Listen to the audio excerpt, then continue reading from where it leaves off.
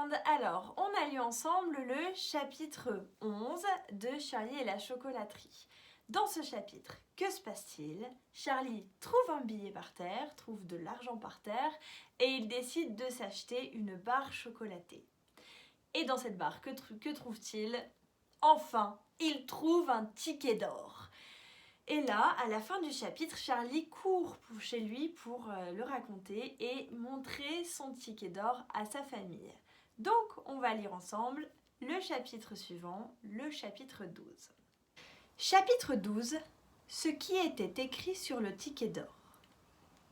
Charlie passa la porte en coup de vent. Il cria « Maman, maman, maman !» Mrs. Bucket était dans la chambre des grands-parents, en train de leur servir la soupe du soir. « Maman !» hurla Charlie en fonçant sur eux comme un ouragan. « Regarde, ça y est, regarde, le dernier ticket d'or, il est à moi. J'ai trouvé un peu d'argent dans la rue, alors j'ai acheté 2 bâtons de chocolat. Et dans le second, il y avait le ticket d'or. Et il y avait plein de gens autour de moi qui voulaient le voir. Et le marchand est venu à mon secours. Et je suis rentrée en courant et me voici. C'est le 5e ticket d'or, maman, et c'est moi qui l'ai trouvé. » Mrs. Bucket resta bouche bée, tandis que les 4 grands-parents qui étaient assis dans leur lit, le bol de soupe sur les genoux, laissèrent tous tomber leurs cuillères à grand bruit et se cramponnèrent à leurs oreillers. Alors la chambre fut plongée dans un silence absolu qui dura 10 secondes. Personne n'osa parler ni bouger. Ce fut un moment magique. Puis, d'une voix très douce, grand-papa Joe dit « Tu te moques de nous, Charlie, n'est-ce pas? Tu nous racontes tout ça pour rire. »« Pas du tout !» cria Charlie. Il se précipita vers le lit en brandissant le superbe ticket d'or. Grand-papa Joe se pencha en avant pour le voir d'un peu plus près. C'est tout juste si son nez ne touchait pas le ticket. Les autres assistèrent à la scène en attendant le verdict. Puis, très lentement, le visage éclairé par un large et merveilleux sourire, grand-papa Joe leva la tête et regarda Charlie droit dans les yeux. Ses joues retrouvèrent leur couleur, ses yeux grands ouverts brillaient de bonheur et au milieu de chaque œil, juste au milieu, au noir de la pupille, dansait une petite étincelle d'enthousiasme. Puis, le vieil homme respira profondément et soudain, de façon tout à fait imprévue, quelque chose sembla exploser au fond de lui. Il jeta les bras en l'air et cria « Youpi !» Et à l'instant même, son long corps maigre quitta le lit, son bol de soupe vola à la figure de grand-maman Joséphine et, dans un bond fantastique, ce gaillard de 96 ans et demi, qui n'était pas sorti du lit depuis 20 ans, sauta à terre et se livra en pyjama à une danse triomphale. « Youpi !» cria-t-il. « Vive Charlie! Hip hip hip! Hurrah !» À cet instant, la porte s'ouvrit pour laisser entrer Mr. Bucket, visiblement fatigué et mort de froid. Il avait passé la journée à pelleter de la neige dans les rues. « Sapristi !» cria Mr. Bucket. « Que se passe-t-il » Ils le mirent tous au courant sans plus attendre. « Je n'arrive pas à y croire, dit-il. Ce n'est pas possible. »« Montre-lui le ticket, Charlie !» cria grand-papa Joe, qui tournait toujours en rond comme un derviche dans son pyjama à rayures. « Fais voir à ton père le 5e et dernier ticket d'or du monde !»« Fais voir, Charlie, » dit Mr. Bucket. Il se laissa tomber sur une chaise et tendit la main. Charlie s'avança pour lui présenter le précieux document. Qu'il était beau ce ticket d'or, fait, à ce qu'il semblait, d'une plaque d'or fin, presque aussi mince qu'une feuille de papier. Une de ses faces portait, imprimée en noir par quelque système astucieux, l'invitation rédigée par Mr. Wonka. « Lis-le à voix haute, dit grand-papa Joe en regagnant son lit. Écoutons tous cette invitation. » Mr. Bucket approcha le ticket d'or de ses yeux. Ses mains tremblaient un peu. Il était visiblement ému.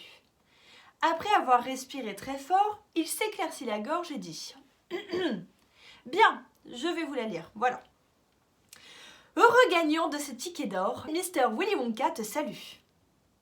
Reçois sa chaleureuse poignée de main. Il t'arrivera des choses étonnantes, de merveilleuses surprises t'attendent. Car je t'invite à venir dans ma chocolaterie.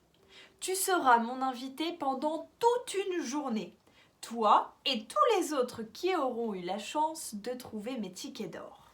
Moi, Willy Wonka, je te ferai faire le tour de mon usine, je te montrerai tout ce qu'il y a à voir et ensuite, au moment de nous quitter, une procession de gros camions t'escortera jusque chez toi. Et ces camions, je le promets, seront pleins des plus délicieux comestibles pour toi et pour toute ta famille, de quoi vous nourrir pendant de nombreuses années.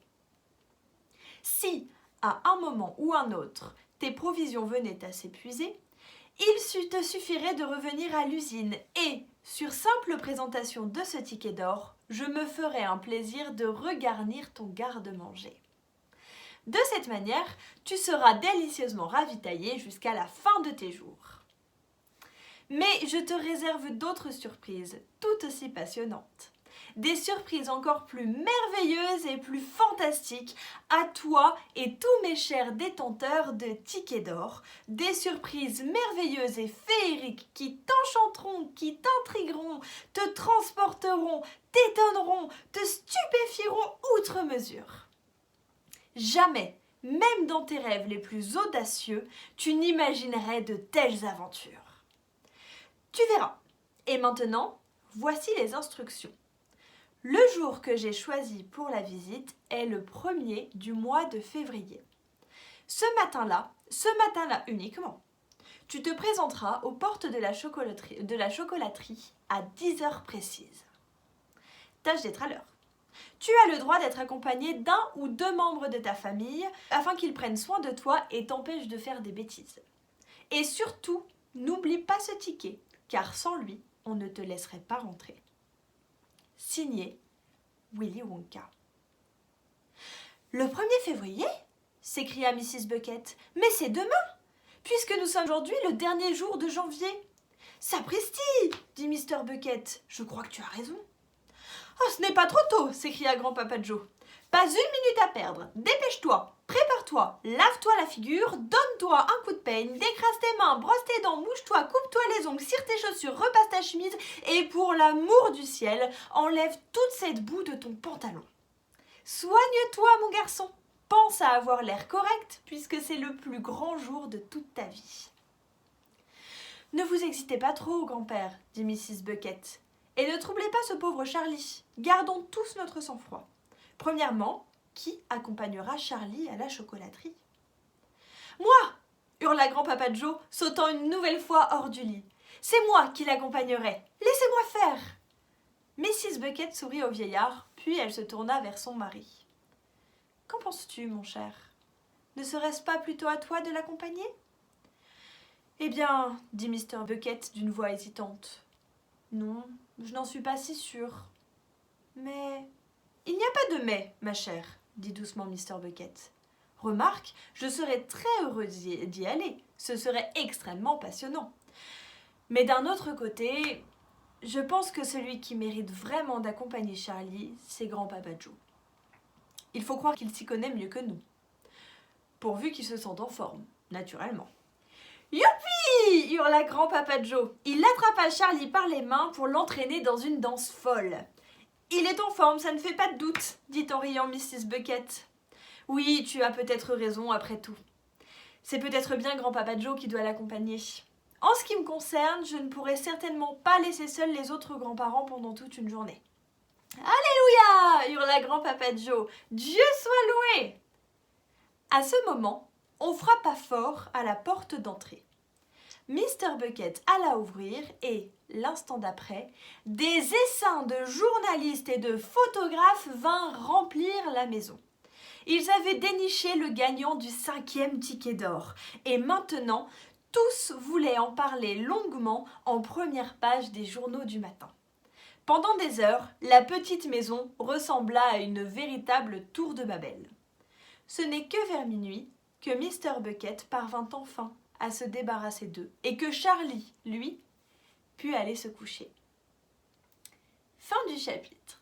Alors, qu'avons-nous découvert ensemble ? Nous avons donc lu que Charlie a annoncé à sa famille qu'il avait trouvé le dernier ticket d'or, ce qui est une grande nouvelle puisque ça veut dire que Charlie va pouvoir aller visiter la chocolaterie en compagnie d'un des membres de sa famille.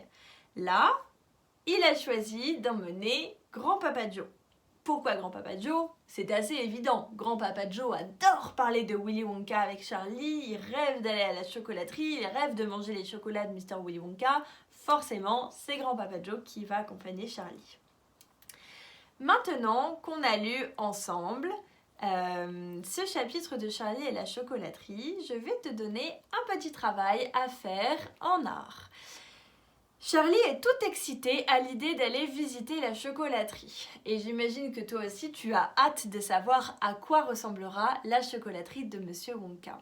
Alors je t'invite à me dessiner sur une feuille A4, une feuille de taille normale, la chocolaterie telle que tu l'imagines. Si tu fermes les yeux et que tu penses à la chocolaterie, à quoi est-ce qu'elle ressemble dans ta tête ?